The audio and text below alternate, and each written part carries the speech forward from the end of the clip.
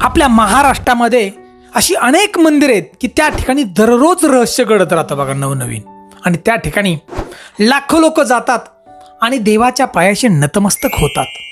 तर बांधवांनो, असंच एक मंदिर फलटणमधलं आहे, फलटण तालुक्यामधलं धुळोबा देवाचं मंदिर, की ज्या ठिकाणी कर्नाटक, महाराष्ट्र, अनेक परराज्यातून लाखो लोक येतात आणि धुळोबा देवाच्या पायाशी नतमस्तक होतात. धनगर समाजाचं आराध्य दैवत, ज्याप्रमाणे बांधवांनो बाळूमामा हे दैवत धनगर समाजाचे, सर्वच जाती धर्माचे बिरोबा दैवत, धनगर समाजाचं आराध्य दैवत, त्याचप्रमाणे धुळोबा हे देव आहे ना, धनगर समाजाचं आराध्य दैवत आहे. आदिपुरुष मानतात. अफाट भक्ती या समाजाची या देवाच्या प्रती. तर बांधवांनो, धुळोबा देव हे नक्की कोण होते आणि कसे प्रकट झाले या महाराष्ट्रामध्ये, त्याची सुंदर अशी कथा आपण आज जाणून घेणार आहोत. मी हनुमंत पवार धारकरी, तुम्ही पाहताय मराठी मोटिवेशनल हिस्ट्री चॅनल. तर बांधवांनो, धुळोबा देव म्हणजे साक्षात शिवशंभोचा अवतार. अहो, जी 12 ज्योतिर्लिंग निर्माण झाली, साक्षात देवादेव महादेवांनी आपलं दर्शन दिलं त्या ठिकाणी आणि भक्ताच्या उद्धारासाठी स्वतः त्या ठिकाणी राहिली ती 12 ज्योतिर्लिंग. आणि त्याच 12 ज्योतिर्लिंगापैकी मध्य प्रदेश मधलं महाकालेश्वर हे ज्योतिर्लिंग. आणि धुळोबा देव म्हणजेच महाकालेश्वराचा अवतार आहे बांधव, साक्षात शिवशंभोचा अवतार. परंतु हे महाराष्ट्रामध्ये कसे आले? अनेक ठिकाणी मंदिर आहेत बघा. मान तालुक्यात मंदिर आहे, बारामतीला मंदिर आहे, फलटणला मंदिर आहे, कित्येक ठिकाणी धुळोबा देवांची मंदिर आहेत. पण हे धुळोबा देव नक्की कोण? तर बांधवांना, हे धुळोबा देव म्हणजे साक्षात शिवशंभो आहेत बघा, की मध्य प्रदेश मधलं जे ज्योतिर्लिंग आहे ते महाकालेश्वर ते. परंतु या महाराष्ट्रामध्ये धनगर समाजामधला असा एक भक्त होता शिंदे कुटुंबातील, की अफाट भक्ती शिवशंभोची. त्यांची पूर्व जन्माची पुण्याई म्हणावं लागल. म्हणूनच त्यांच्या पोटी बघा, त्यांचं नाव आहे कमळू शिंदे आणि आईचं नाव लक्ष्मीबाई.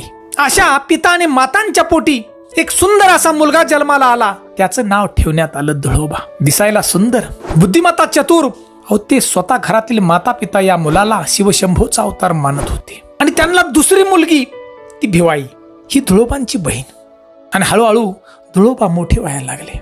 धुळोबांचे वडील कमळू शिंदे धनगर समाजातले, त्यामुळे त्यांच्याकडे लाखो बकरी होती बघा बांधवांनो. त्यावेळी हा इतिहास आजचा नाही, हजारो वर्षाचा आहे. लाखो बकरी त्यांच्याकडे होती. धनगर समाजाची लक्ष्मी म्हणजे बकरी. ज्याच्या घरी बकरी जास्त त्याच्याकडे लक्ष्मी जास्त. प्रसंग आला की कमळूजी शिंदे यांना एक सुंदर अशी मुलगी दिसली, अति सुंदर. त्या मुलीचं नाव मिठाबाई. ही भक्ताक्षणी मनामध्ये वाटल की ही मुलगी कुठली तरी एका राजघराण्यातली असेल.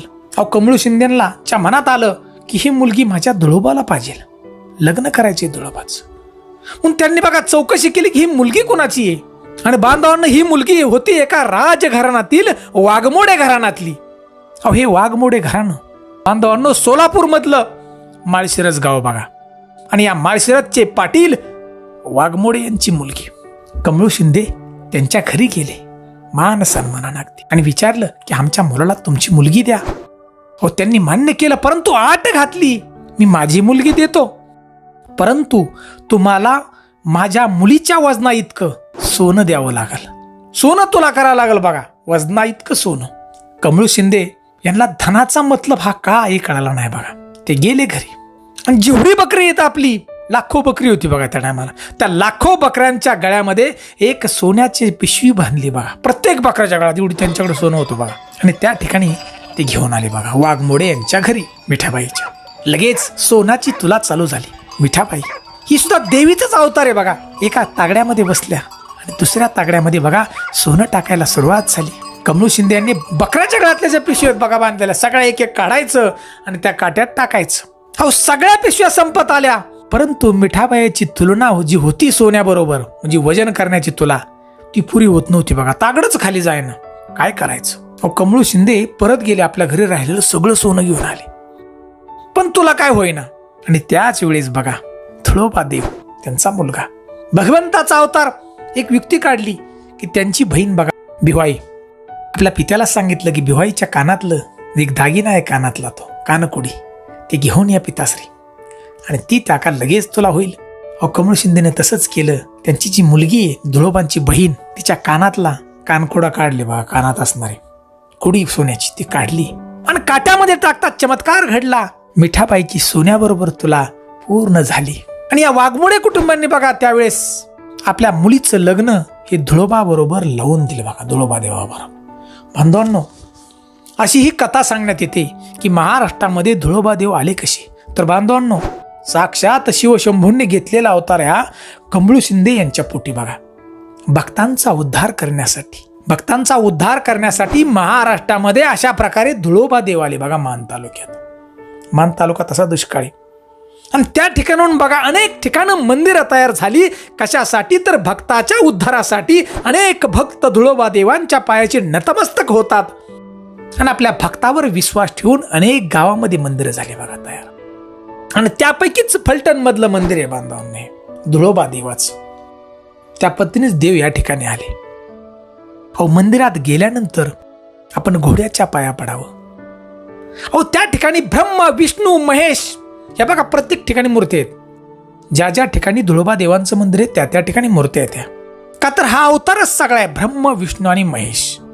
तर बांधवांनो, आपण मंदिरात जा, घोड्याच्या पाया पडा, नतमस्तक व्हा धुळोबा देवांच्या पायाशी, मिठाबाईंच्या पायाशी. भगवंताला काय फक्त भक्तीचा बुकेलला भगवंत आहे त्या ठिकाणी. मंदिराचं सुरेख असं काम आहे त्या ठिकाणी, सुंदर कलर दिलेलं काम. घोडा जी यात्रा भरती मार्च महिन्यामध्ये साधारणतः यात्रा असते म्हणायची, 4-5 दिवस यात्रा चालती की लाखो लोक महाराष्ट्रातून, कर्नाटकातून त्या ठिकाणी येतात.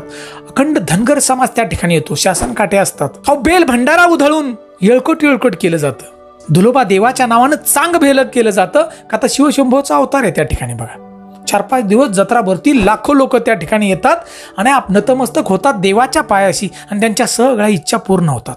यात्रेच्या काळामध्ये धनगर समाज इतका उत्साही असतो की ढोल ताशा, त्याचा तो आवाज, त्यांचं ते नाचणं, त्यांचं ते नृत्य, धनगर समाजाचं वेगवेगळं नृत्य आहे बघा. ते पाहून अगदी मन भारावून जातं की या महाराष्ट्रामध्ये, या देशामध्ये किती लोक आहेत भक्ती करणारी, श्रद्धा करणारी देवावरती.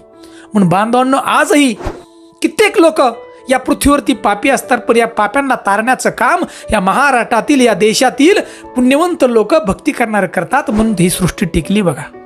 म्हणून बांधवांना एकदा तरी आपण धुळोबा देवांच्या पायाशी नतमस्तक होण्यासाठी फलटणला नक्की जा, धुळोदेव या ठिकाणी.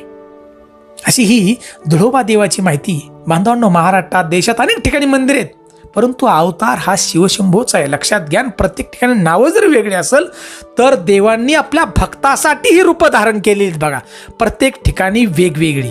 तर बांधवांनो, या ठिकाणी देवांचे अनेक मानकरी ते सुद्धा हजर असतात बघा. बांधवांनो, ही धुळोबा देवाची माहिती जर आपल्याला आवडली असेल तर आमच्या चॅनलला नक्की आपण लाईक करा, सबस्क्राईब करा आणि आम्हाला कमेंट म्हणून धुळोबा देवाचं चांग भलं अशी आम्हाला कमेंट नक्की द्या. जय हिंद, जय महाराष्ट्र.